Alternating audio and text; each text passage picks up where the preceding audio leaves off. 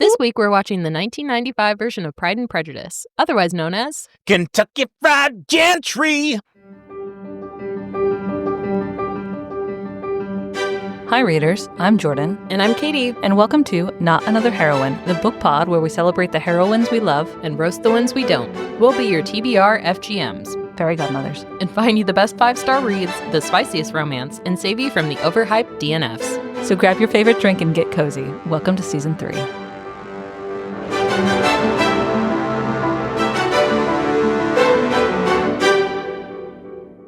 Okay, readers, we are retelling the events of the 1995 version of Pride and Prejudice, the BBC special. It is streaming on Amazon if you guys would like to watch it.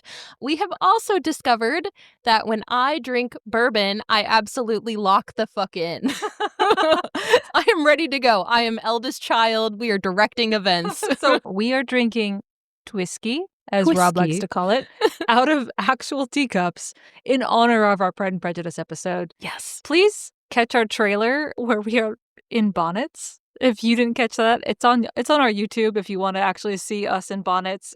All three of us. And Rob is here to join us for the episode as well. Huzzah. It'll be excellent. Delightful. It'll be an adventure. We start off with Mr. Bingley and Mr. Darcy riding on horses majestically through the grounds of some part of London. And they're like, oh my God, this house is beautiful. That's the one that I'm going to rent. And they're like, okay, do it. Bet. And then that's it. And then we are introduced to Lizzie. Well, we're introduced to Lizzie as she's walking through like the lands around her house. And then we meet Miss Piggy. Yeah. Miss Bennet. The eldest. Mrs. Bennet. Oh, Mrs. Bennet. Who is obsessed with marrying her daughters off. If you live under a rock and have never seen Pride and Prejudice, 5 daughters. Mrs. Bennet is a bit psychotic in the sense that she wants to marry them all off. She's all about, finding a wealthy son-in-law. Mr. Bennet couldn't care less. Yeah. Could you explain the entailment? Because that was not touched on in the Keira Knightley version, and it's kind of like a little bit of a big deal. It is important. Okay, if you do not read a lot of historical romance, I live in historical romance.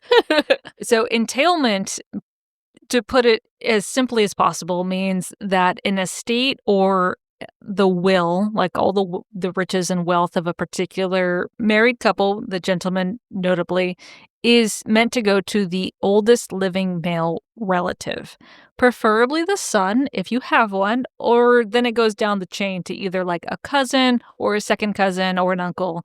And in the case of the Bennets, they had hoped for a son because the estate that they live upon, they're not titled, but they're landed gentry, so they're kind of nobility-esque, kind of countrified, like KFC nobility. The bunkie.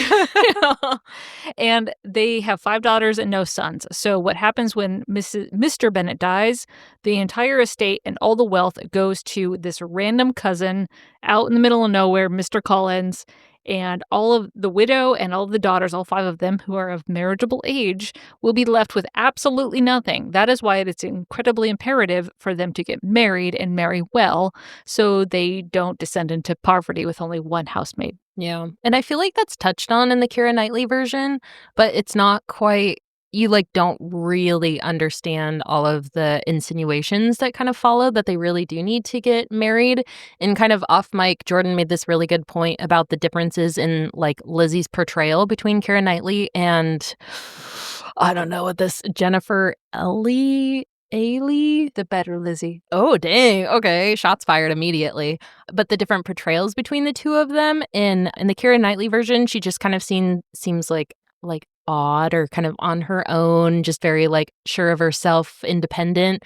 But in this version, you kind of realize how selfish her behavior is and where she's called independent to a fault. And it's because girly, you need to fucking lock in and find a husband or else your whole family is, out on the streets.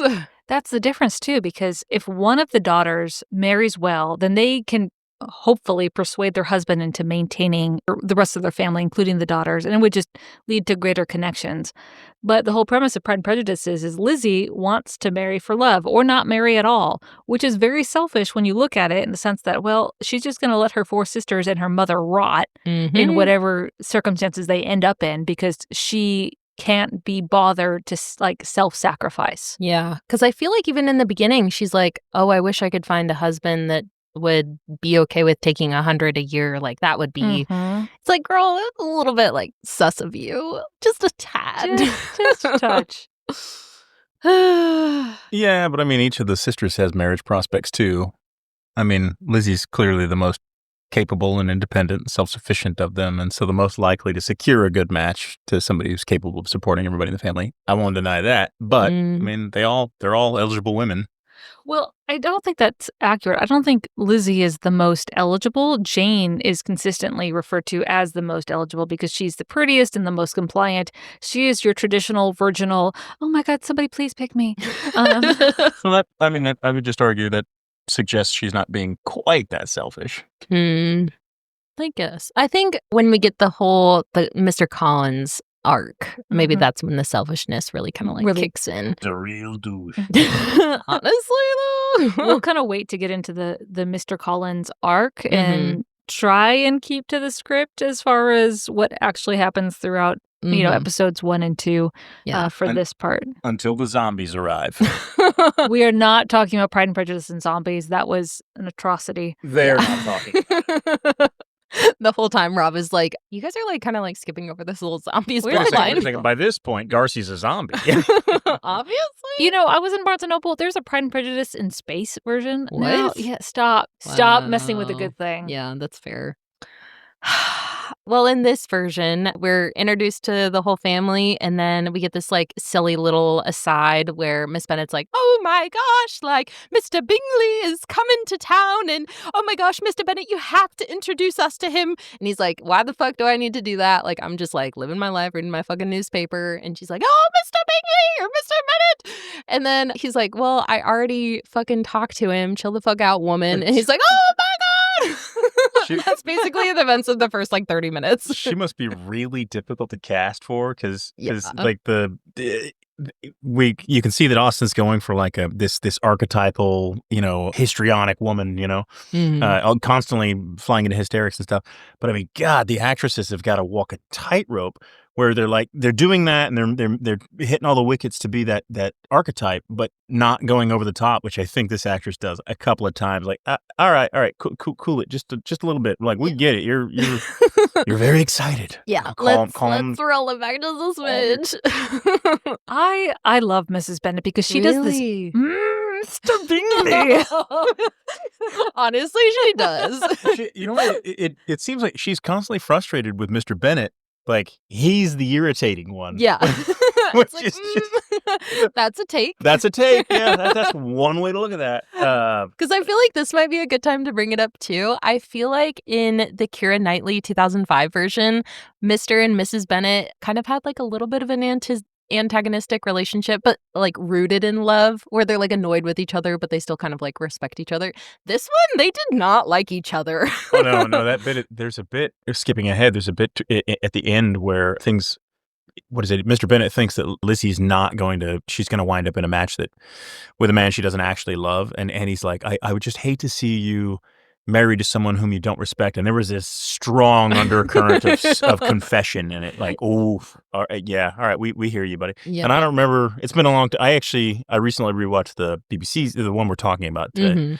But I haven't seen the Keira Knightley one in a long time. It's so good. I'm operating on a fuzzy memory. Yeah. But Donald Sutherland as Mr. Bennet. That's right, it was Donald. It is Donald Sutherland. And there were some great casting choices in the Keira Knightley one. He's so soft and warm, and this one's too. This Mr. Bennet's really good. The casting is all over the place in both versions. Yeah. I feel like they both secure the right main characters, but they kind of like let it slide on the secondary characters. Yeah. Which one? This one? On both versions. Which secondary characters in the Keira Knightley one? Yeah. I think Jane is miscast.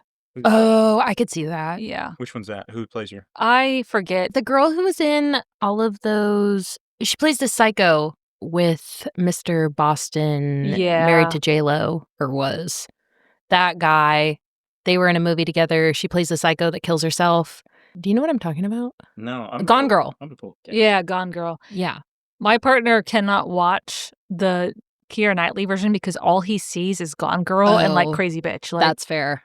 It's Rosamund Pike. Yeah. No, she's awesome. I know, but she's in Gone Girl. She plays the psycho. Yeah, but I mean, like, I'm trying. I don't have a clear impression. It's been years since I saw that one, but Rosamund Pike is gorgeous, but she looks conniving. Yeah, a little bit.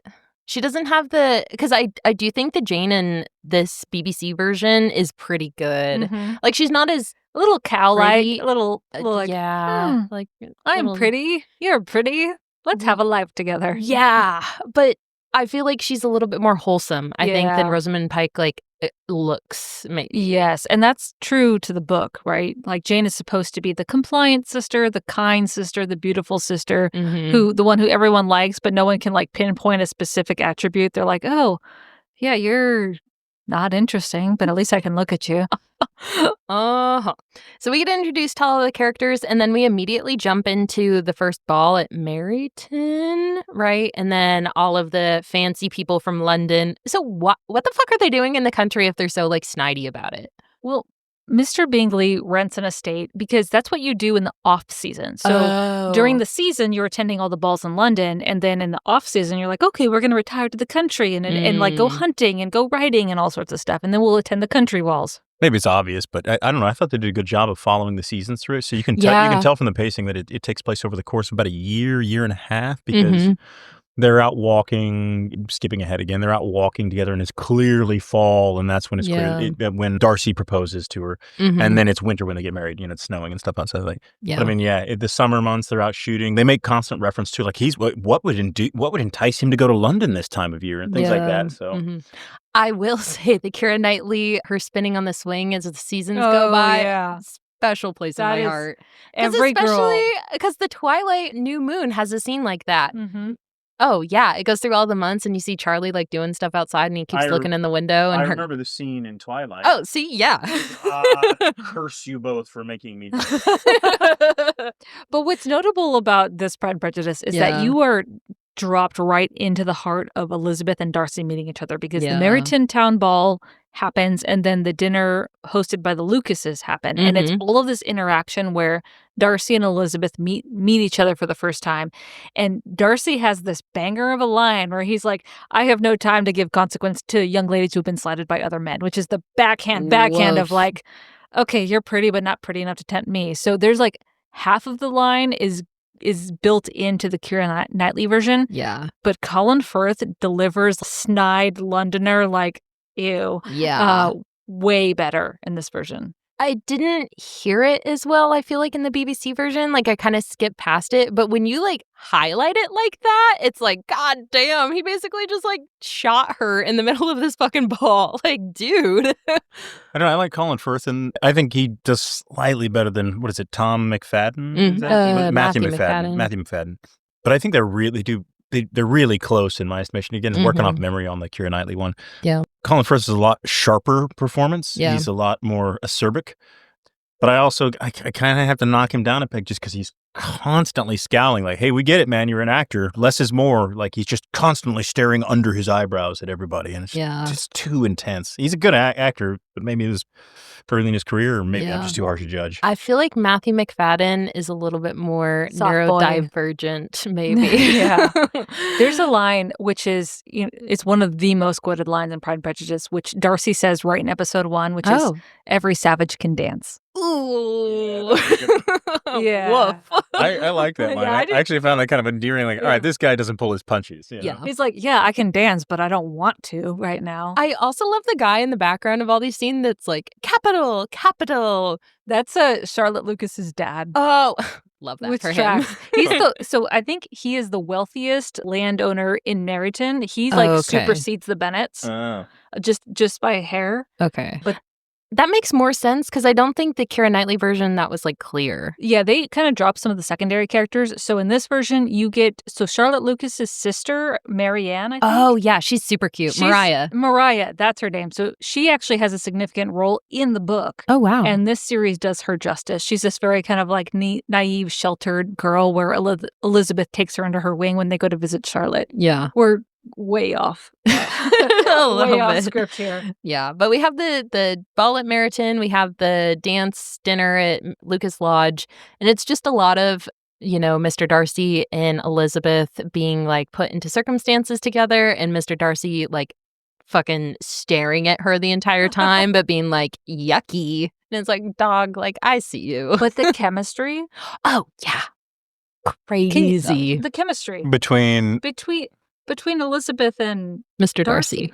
Oh, yeah, but I mean, I didn't find that wanting in the Keira Knightley one either. But I mean, yeah, That's just true. rating it on its own merits. No, I mean, they nailed it. They had a really good balance. Yeah. I actually really like the actress that portrays Lizzie, whose name we can't agree on a pronunciation for. Something Ellie. I thought she was perfectly cast. I think her performance is by far the most solid of. I think I may have only seen 2 Pride and Prejudices, but I think I've only seen the 2 too. I've seen I- all of them. I was about to say. 1949 with Laurence Olivier as Mr. Darcy. Whoa. Oh, my heart. Damn. Look up Laurence Olivier. swoon. Oh. Seriously. Have you not seen Laurence Olivier? Yeah. Okay. Laurence Olivier. Oh, Mr. Darcy first. He's old. Wow. Young. Look him up when he was young. He was the Oh. Brad Pitt of his day. I get it. There it is. He has a chin on him. Does he? Oh, yeah. I'm trying to get a shaky mental image of him. That is a large chin. That's a chinny chin. Anyways, episode 2, Mr. Collins shows up. Well, then we forgot about Jane getting sick. Oh, yeah. Well- I love that is still in the Keira Knightley version and this one. It's so kind of true to normal dating, too. This kind of like arbitrary, like set yourself up so you interact with whoever you're interested in more. Oh, Like, yeah. yeah, it sucks. But Mama Bennett knew what she was doing, Mhm. right? Like this helped everything along. Yeah. And I also liked they still kept the line too when Lizzie shows up and they're like, "Are we to be invaded by every Bennett in the county?" That was super cute. They kept that, but we were also introduced more to the 2 Mrs. Bingleys, Miss Bingley and Mrs. Bingley. Yeah, so I Yeah. think in the Keira Knightley version, you don't get to meet the 2 Bingley sisters as frequently. Yeah. And then the younger Bingley sister, who's married to the old fat guy who shows up in episode 1, who's like Who's in disgruntled. Bridgerton Yeah. as the jeweler. Both of them play a greater role throughout the series, Yeah. notably when there's a dinner, I think, way later on at Netherfield, and poor Mary Bennett goes up and plays the piano, and Oh, she's yeah. like playing, and it's like, okay. And then Miss Bingley, or Mrs. whatever her married name is, goes to the piano and knocks out this sonata. Like, Yeah.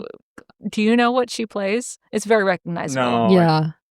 Oh, I know. I can't think of it, but yeah, and I couldn't think of the title either. But yeah, it's a very recognizable tune. But Yeah. God, Mary is fucking insufferable every time she speaks. Like, and I kind of applaud Jane Austen for like, I can tell that you're not an insufferable pain in the ass by your writing, but you know some serious pains in the ass. Uh-huh. You've clearly been taking notes Yeah. at social engagement. Well, they cast Mary equally well, I think, in both versions. It's Yeah. just the Mary in this version is a little bit older, and like you think she would know better, and the Mary in the Keira Knightley version is younger, and like you can attribute that to youth, and like she doesn't know any better. Yeah. I just love Yeah. too. I think it's a little bit later, but Mary has a couple of lines where she's just like talking about how a woman's virginity is fragile as it is beautiful. Yeah. And like Lizzie's like, "Thank you, Mary." Like, Yeah. shut the fuck Yeah. up. Yeah. No, we all get it. You're a zealous prude. That's your whole identity. Yeah. Oh my God. Yeah. But episode 2, Mr. Collins shows up, who's about to, like, if Mr. Bennett dies, he gets all of it. Yeah, and the backstory with Mr. Collins is Mr. Collins' dad had like a disgruntled relationship with Mr. Bennett, and so they've been like disjointed for several years, and the son of that guy is like, okay, I want to make amends with the family. And I think, to Mr. Collins' credit, like I think Mr. Collins has done a bit of a disservice throughout these books. What? That is the hottest take I have ever heard you ever utter on this podcast. Listen. What? Dog. Mr. Collins did not have to go to Netherfield. Is it Netherfield? No, Longbourn? Longbourn. He did not have to go to Longbourn. He did not have to choose to marry any of the Bennett sisters. But he's like, hey, I know my dad fucked up. I'm going to come visit. I'll pick one of your daughters. I'll marry her. I'll take care of the sisters. I don't think that's necessarily, like, that's a good thing for someone to do. That's such an optimistic, polite interpretation because I saw him and I saw entitled man who knew that one of them had to marry him. That's my take, yeah. Yeah, because he walks in and he's like, okay, so I like her and I like her. The rest are like stupid. So one of them has to marry me, right? Yeah, this is the twisky talking, but that guy's trying to fuck fish in a barrel. No. Okay. Well, yeah. No. In defense of Mr. Collins. Ew. You're the villain now. The potato man. He did not have to marry any of the Bennett sisters. And honestly, he is the heir to Longbourn. He's got an estate coming. He's got wealth is coming. He is also currently employed, like, very well. He can have his pick of women. Yeah, and Gaston's the hero, right? Yeah. Hey. Oh, no. Listen, this is evidenced by the fact that, Lizzie rejects him right away, and he turns around and he goes and proposes to Charlotte Lucas, who is wealthy in her own right. She's considered an heiress, and she says yes to him. Yeah. So what's your take? That he's not a douchebag? Yeah, that he's not. Whoa. And I think Lizzie should have married him. Whoa! Jordan, what the fuck happened? Wait. So she should have married him. But, like, why? How would things have worked out better for anyone if she had? At the time, she didn't know that Mr. Darcy was in love with her and that he was going to propose. Yeah. So it's a miscalculation, but after the fact, like it still worked out better for everyone. It did, but you don't know that. So if you're a woman, like one of 5 daughters, you have no close male relatives except for the one who's going to marry you. Right? Yeah, that's another little weird twist, another dimension on this. Put yourself in the perspective of a woman in that time period who has no profession, no future. Put myself in that perspective. What is it, Saturday night She's got to take care. She's got to take care of her mother and her 4 sisters because none of them are married. Somebody does, not necessarily her. I think it's crazy though because Mrs. Bennett, the mom, is like, oh well, no, Jane is about to be married, so you should like Lizzie. But it's like, we don't know that Mr. Bingley is going to, like, pull his shit together. Yeah, so also a miscalculation on Mrs. Bennett's part. I think that was also the wrong move. So it really should have been Jane. Yeah. But any one of those sisters should have consented to marrying Mr. I don't think Collins. Lydia would have. Well, I think Lydia would have been like, what the fuck are you talking about? Okay, so here's the thing, though. Yeah, from a strategic perspective, maybe this was a miscalculation on Lizzie's part, but from Jane Austen's perspective, who actually lived a very similar experience, was the daughter of a poor parson and was stuck in this entailment deal. And she died alone. But wealthy and famous and well off. I don't think she was wealthy and famous when she died. Ooh. Well, not wealthy, but well off and comfortable. I don't know. Anyways, set aside how that shook out. The point of the book is not necessarily to tell a narrative about a bunch of sensible people. It's to critique. It's a social commentary. And so she's talking about the shitty situation all these girls are put into by virtue of the fact that the land has to pass to a son or this asshole cousin, which he was an asshole, even if he was making a generous offer. Why was he an asshole, though? What makes him an asshole? His behavior. Yeah. What about his behavior? Right. Well, in this particular telling, the way that he responds to the news of skipping ahead, the way that he responds to the news that Lydia skipped off with Wickham, he's delighted that things. Yeah, it's after he's been rejected when he made a very generous offer that he didn't have to make. I know, but if you're rejected, your actual it's just one thing that you're offering wasn't offered truly. If when you're rejected, you're like, I was rejected. Also, then it's like it wasn't a legit offer in the first place. Yeah, and what else? That's not the only thing. Like, there's a list here. You're going to have to tackle them all. How about his bootlicking behavior towards Lady de Broglie? Catherine and de Bourgh. Oh, my God. He's such a little toady. Toady. Yeah, but how is his deference to class any different from Darcy and Bingley being uptight and kind of stick up their asses when they attend the country town ball where no one is good enough to dance with them except for Bingley? Well, I don't know. We've got testimony from remember the point when they visit Pemberley and his the maidservant there that she says he's the most generous master and etc. and he's always giving. Oh, there's the bit in the city where he's out looking for. Easy to be giving when you're wealthy. Ooh, it is. It's also just as easy to be stubborn and refuse to be generous. I feel like I'm watching a WWE SmackDown right now. Jordan and Rob are on one side of the table. I think let's get back to the plot. That's fair. We get introduced to an actual villain, which is Mr. Wickham, who shows up with the militia who are stationed there. We get the super old colonel who's like married to a 16-year-old girl for some reason, who's best friends with Lydia.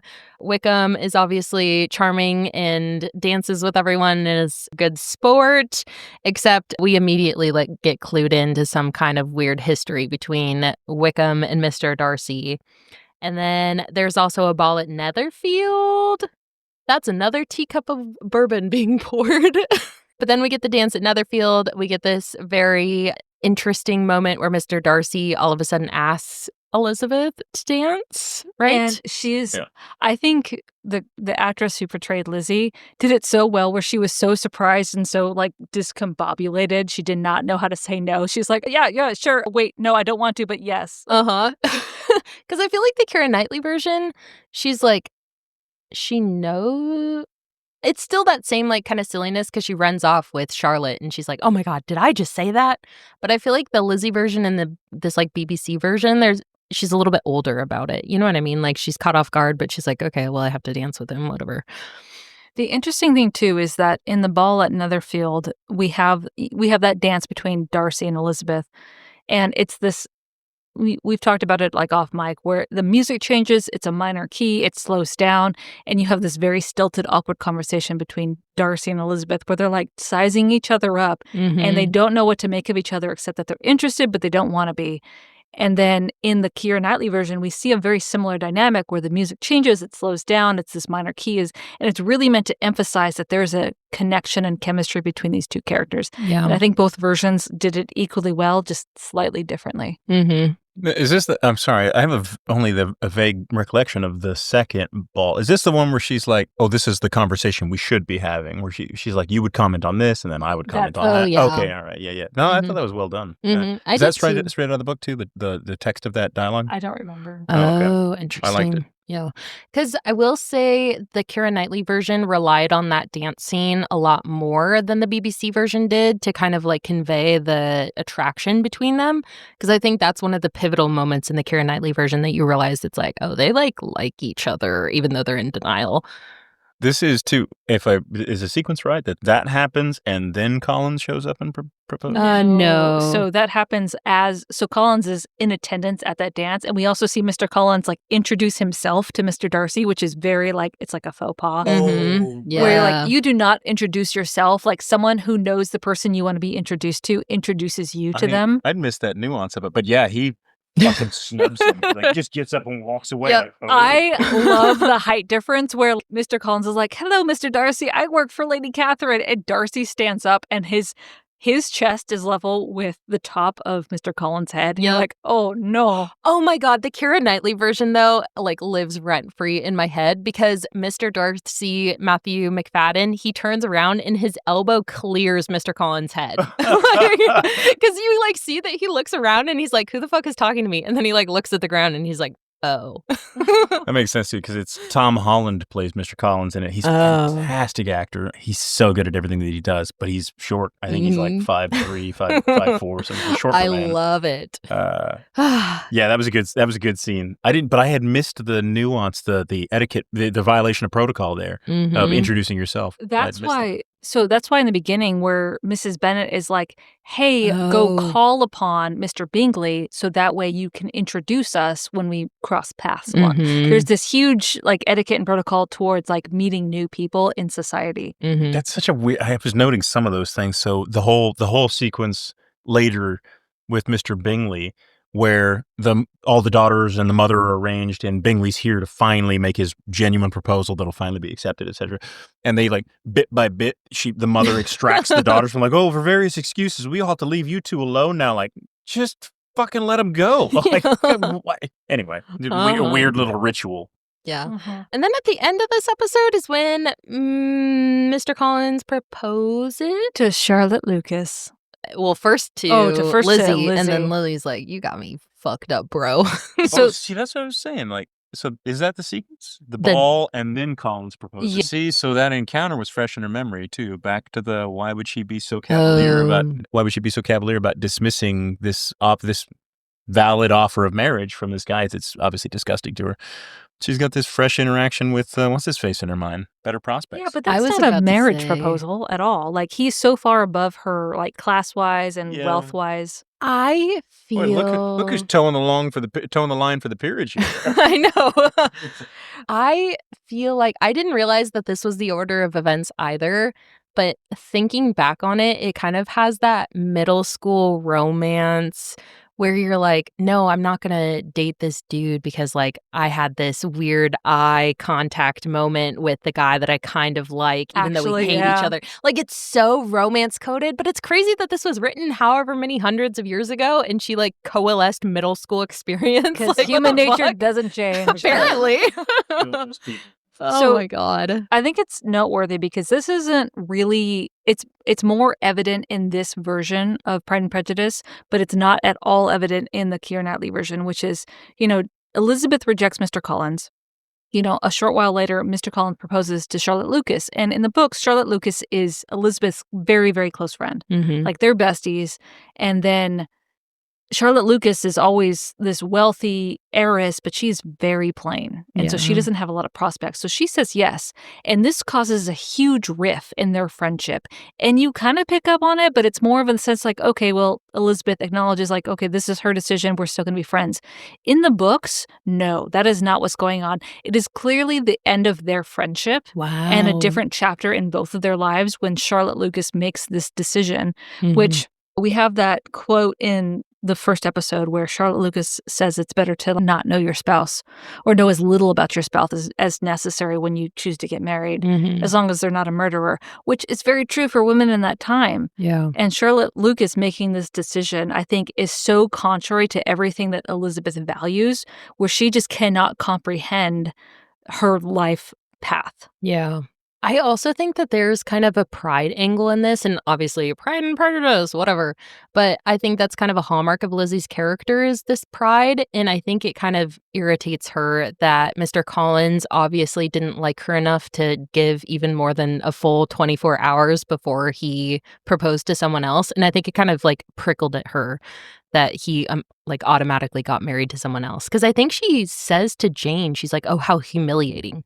Like there's some kind of line where she talks about how she was kind of like embarrassed about the whole thing. And she also disparages Charlotte Lucas for accepting him. Like, you want my, my rejected man, like you're going Yeah. to take that. And so she respects Charlotte Lucas less for that Mhm. decision, which is also not fair to Charlotte and kind of puts a negative light on Elizabeth's character. Yeah. I don't know. I think it can be as much as the fact that she sees what we're talking about with respect to Collins is that he's this simpering little toady. He's a game player and not particularly good at it, but he's a bit schmarmy. And she's like, oh God, what a disgusting man.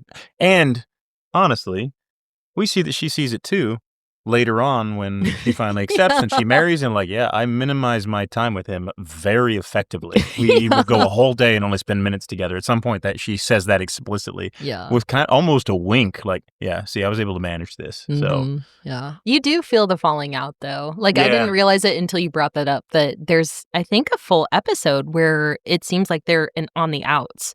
Because I think it's only later at some point that Charlotte's like, oh, you're going to visit me, right? But it's like a little bit later in the story. It's also kind of a sad commentary on the privilege of attractiveness, Yeah. where Charlotte acknowledges the reality of her situation where she is not very attractive. And so she does not have a lot of prospects. And I think it's a luxury that Elizabeth refuses to acknowledge herself, but she knows is a reality where she's like, okay, well, maybe I can do better because I am more attractive. So she's Mhm. going to maybe hang her hopes on some alternative. It's that selfish independence that Miss Bingley comments on and the self-sufficiency without fashion, which is a luxury of being attractive. Mm. Damn. to go completely off script here. There's a great scene in the movie Layer Cake where these gangsters are standing off with each other, and one of them says, "You wouldn't be so flash if you didn't have him behind him talking to his muscle." And he comes back, he says, "Yeah, well, I have, haven't I?" Honestly. Like, that's the thing, like pretty privileged. Like, yeah, well, I've got it, So Fair. That might be a very good Yeah. stopping point for our part 1 of Pride and Prejudice. Uh-huh. Yes. So stay tuned for Mr. Wickham. Fuck that dude. they do. From our shelf to yours. We will see you on the next page.